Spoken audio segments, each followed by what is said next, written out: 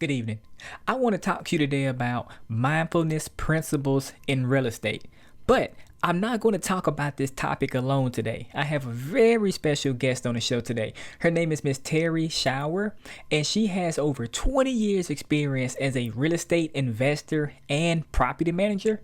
Terrie is the CEO and founder of My Room Gestion. She is the leading authority on applying mindfulness principles to real estate investing, and she's also written the number one best-selling book on the topic, and the book is called Mindful Landlord.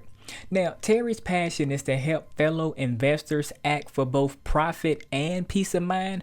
Her key areas of expertise are real estate, with a focus on holistic wealth, financial freedom, female excellence in investing, and beyond.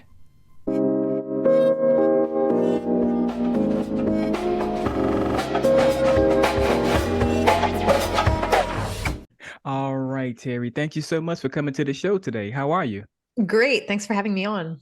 Fantastic. So yeah, I've been wanting to have you on because once I spoke with Jen and I found out that you did like the Zen property management and the peace of mind and like the holistic wealth, that definitely resonated with me right there. So would you mind kind of going into that, kind of how you got into the Zen property management? Sure. So usually Zen and property management are not two words that go together. And I won't pretend that those two bases of knowledge came from the same place. So if I can sort of take you through what happened. I actually started managing property when I was very young. I was 19 and I moved out of my parents' house to go to college. And basically, I ended up living in this like crazy student house that was like very poorly managed. And the day after I moved out of my parents' house, that group of people voted me house manager. And so I started, at 19 years old, I didn't even know what I was doing, and I was managing this student property. Um, and so my management practice kind of grew from there. I did that while I was studying, and then afterwards I moved to another city, and I liked what I was doing so much that I started out house hacking. So before it was cool. So I rented a house and rented out the other rooms to other students because I enjoyed living in that kind of environment. Obviously, I was able to save on rent. And then if we fast forward a few years later, I'd been doing this for like, 5, 6 years while I was a student. And when I moved back to my hometown, which is Montreal, Canada, I went to see dad and I was like, Dad, I've been doing this for the past 5, 6 years, running student houses. What about if we go in on a building, lend me the down payment money, and let's just do this for profit? And then that kind of turned into me investing. And then the business model worked so well that then turned into a management business. So that's kind of how the property management side started. But at the same time, I had kind of challenges with an anxiety disorder. So as I was studying, I had, some panic attacks, and it got like really debilitating, like to the point where for 3 months, like I had trouble leaving the house by myself. I was like afraid to take the metro. Like it was really not a fun time in my life. And my way of curing myself from that anxiety disorder was to get into mindfulness. So I started meditating. I read, Dan Millman's The Way of the Peaceful Warrior, which is like a kind of very, it's like one of the Bibles in that field. And then I got a little bit into, Buddhism and meditation and like some of the philosophy that goes along with that. And what I realized is I was able to get a better grip of controlling my mind, because like I think we need to make a distinction between mindfulness and mindset. A lot of people in the real estate field are always talking about, mindset, positive affirmations. Like, yes, that's one aspect of how you can use your mind. But if you really can understand how your mind works, and, we can get into that a little bit later, you can get so much more out of your experience. You can use it as such a better performance tool. And for me, really like beating my anxiety disorder, and then being able to import some of that methodology into everything else I did, like it really helped me, manage properties in a Zen way. It hadn't helped me in like all other facets of life. So that's kind of how those two things came together. And then it turned into Zen property management. That is amazing right there, Terry. Yes, yes, that is definitely amazing because see, your dad, he reminds me of my granddad. You had mentioned that your dad had linked you to down payment money.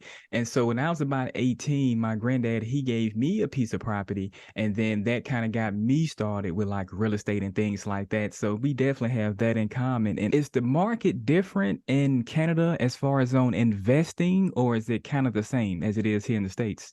No, so it's actually, that's a great question. It's quite different. And I think for your listeners who are in the States, like pay attention to what I'm about to say, because there's like a big opportunity sticker on this right now. So I'll break it down for you very simply. So in Canada, basically, like we're super regulated, like think California and New York times 15. So our banking sector is super regulated. The way we do transactions is super regulated. And basically, what this means is that we never had 2008. So we've been on this continuous growth cycle, basically from the year 2000 until now. And what has happened is Canada is in the top three list, or was as of a year ago in the top three list of most overvalued markets. We have some of the most indebted consumers in the world. The average Canadian is indebted, and it's mostly housing debt.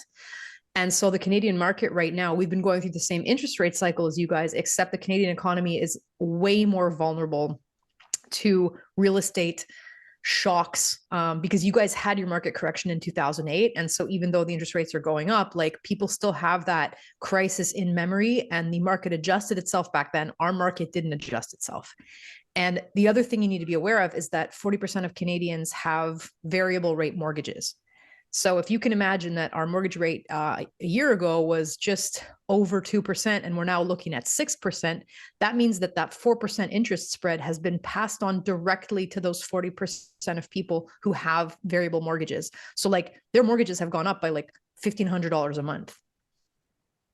So there's a lot of people feeling a lot of pain here. And if any of your listeners are looking for potentially cross-border opportunities, the Canadian market, I think in the next 6 months to a year, is going to be a very interesting place to invest. We've been on a continual growth track basically for the last 20 years, which accelerated during COVID the same way that things did in the States. I think our markets picked up 40% over COVID. And then we're now going into a correction where some of that gain is going to be taken apart.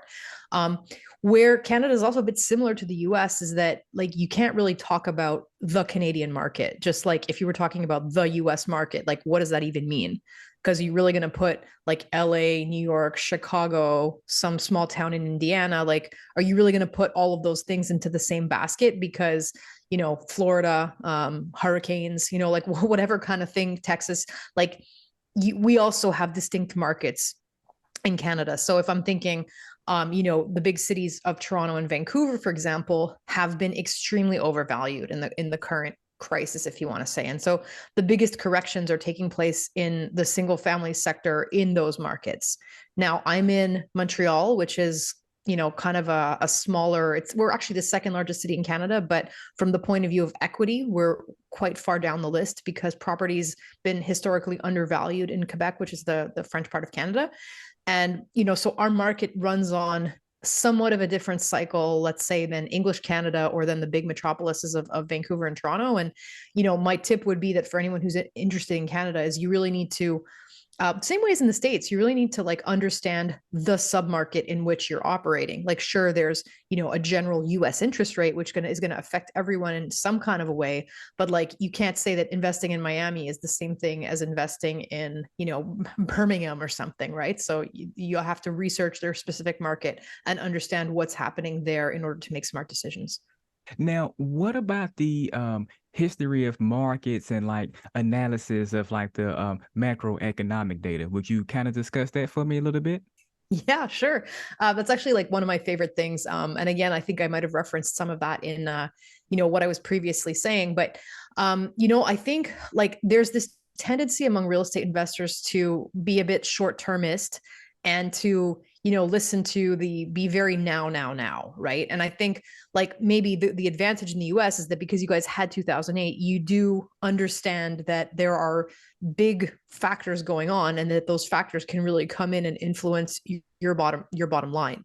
But where, I'm talking about macroeconomic cycles, like if one gives into this myopia, and let's say you're really good at your local market, like for sure, in my ecosystem here, I'm surrounded by lots of people who specialize in Quebec. And so we tend to have this myopia where like you're talking to, the mortgage brokers and the real estate agents and like everyone who's active in this market. And one tends to not look at the bigger patterns, which are, actually worldwide. Right. And if you look at, for example, the growth of cities, or you look at the tendency of real estate to be one of the main stores of wealth, and you look at, let's say, the last 20 years of mortgage debt, like a lot of people don't realize that this mortgage lending system that we have is only about 30 years old. And so, like, sure, there were mortgages before, but the fact that it was so easy to obtain them and that mortgages were securitized, for example, makes like more mortgage credits super available, and that then drives up house prices, over the last 30-year period. And if you begin to understand that, you then begin to understand, for example, the affordability crunch, because today we have rents that are increasing quite dramatically. We have house prices that are increasing along with mortgage rates. And so that means that housing is becoming less and less affordable, whether you're a renter or whether you're a buyer. And if you understand that kind of historical trend, you're going to be able to make better decisions in terms of which markets to invest in and what to do with your money. Now, next question I have for you here. Now, I've been hearing a lot about this. Would you please kind of explain about reading the economic tea leaves for real estate investors? Well, again, it's funny. Like whenever you ask a question, it's kind of like referring back to the past, the last question. But it's good. It lets me develop it a little bit more. So yeah, I mean that's exactly what I'm talking about. Right? Is that we have this tendency to be like very short termist in our decision making, and someone came on my show a little while ago, my podcast, and really made this distinction for me between an investor and a speculator. And like the lights went off in my head. So I'm going to try to repeat that for your audience. So what is a speculator? A speculator is someone who hopes to do a quick manipulation, usually think flipper, who wants to buy something today and hope that in 6 months they're going to sell it for, and make a $200,000 profit. A speculator is usually not interested in long term and they're looking to make quick money. Now, an investor is someone who takes a long view. So we're talking like a 5-year, 10-year plan, and says that, I'm going to place my money in the market, in a specific market, in this case, through the vehicle of real estate. And I realize that over that 5 to 10-year period, there's going to be fluctuations, there's going to be ups and downs. But as long as my asset is cash flow neutral to begin with, I'm going to end up making money in my 10-year plan. And what I want to say is it's much better, much more zen to make your decisions as an investor instead of as a speculator, because you can't time the market. And I think anybody who's been, watching real estate go up and down, who's been watching the stock market go up and down, the ones who end up losing are the people who, buy high and sell low, right? Yes. people who tried to time the market and they got caught with their pants down. So, the best economists, the best traders, the best real estate people will make mistakes when they're making short-term decisions in a volatile environment. And like, let's be honest, with COVID, things have just gotten that much more volatile. And we don't know, in the next 3 months, in the next 6 months, what's going to happen with interest rates, what's going to happen with our markets. And so if you're making 3-month or 6-month decisions, you just might get caught out. Whereas if you're think more like an investor and think with a 10-year time horizon, like you can be pretty sure that on a 10-year time horizon you're going to make money. I don't want to say whatever you do, but pretty much whatever you do. I would like to also talk about mindset because, as we talked about here, like it's a lot of different fluctuations in the market and things like that. It's a whole lot going on. Would you also mind discussing like mindfulness, like different things you can do in your day to be more mindful? Would you mind discussing that, Terrie? Sure. So I'll just try to, give you the basic backbone of it. And of course, there's, a lot of like different smaller topics that we can get into. But Really, I want to draw the first, again, the distinction between mindset and mindfulness.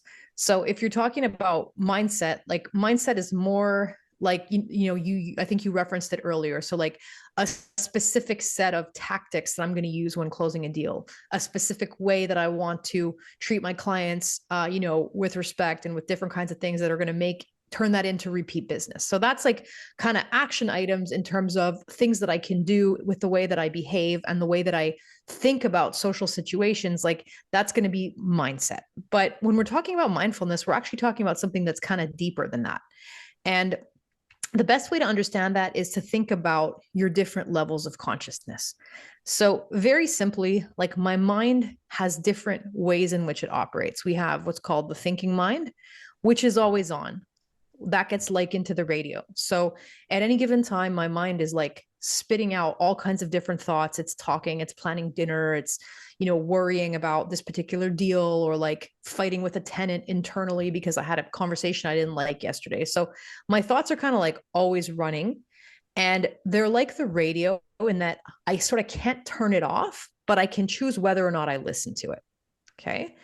Underneath the thoughts, I have my emotions. And so, like, I like to think of emotions kind of as the weather system. So, if it's raining, I might go out for my jog and it might be not so nice. If it's sunny, I might go out for my jog and it's nice. So the emotions are kind of coloring whatever you're doing. And they're sort of there. Like you don't have a whole lot of control of which weather system is there. You don't have a whole lot of control of what emotion you happen to be feeling at a specific time, but you do have control of your actions. So whether you're feeling sad, whether you're feeling anxious, whether you're feeling happy, you don't control that, but you do control how you act through those emotions. So that's kind of like another important thing to realize. And then underneath that, we have what's called the watcher or pure presence. And when you're learning to meditate, basically what you're learning to do is to connect and identify with the part of your mind that is just present. And the incredible power of that is that emotions and, thoughts, if they're limiting thoughts or anxious thoughts or thoughts that are not serving your current purpose, if you cease to identify with those thoughts or you cease to identify with your emotions, you gain this incredible power by learning to be with the watcher instead. And so, for me, like I said, someone who experienced anxiety, anxiety is like often a very heavy thought-based thing. Like I'll have thoughts that spin out of control, and all of a sudden, like I'm not in the present moment anymore. I'm not attending to the things that I need to be attending to be successful, be it like in real estate or in something else. And so the way to get out of that is to realize I am not my thoughts. I am not my emotions. I am that presence that's underneath those things. And so I can learn to tune in or tune out as I see fit. So, like our emotional systems, for example, are there to help us. Like if you feel afraid, that fear is sending you a message. It's sending you a message that like, look, there's a threat you need to pay attention to. And so, like, ultimately, those emotions are useful. But if you're consumed by your fear, it's not going to allow you to make the correct decisions. And, you want to tie this back to the market. It's very easy. Like, people make fear driven decisions all the time. Like, don't buy this property, sell too low, don't really go through the negotiation in a way that you should go through it because you're nervous or because whatever it is. Right. And so, like, when you're behaving from fear, you're not acting in your best interest. The fear is useful. It's there to send you a message. But once you've gotten the message, you then need to move out of that kind of fear state and act in the way that's appropriate to the situation. And by training your mind and becoming mindful, by understanding all those different parts of consciousness, you really are able to just get so much more out of your experience.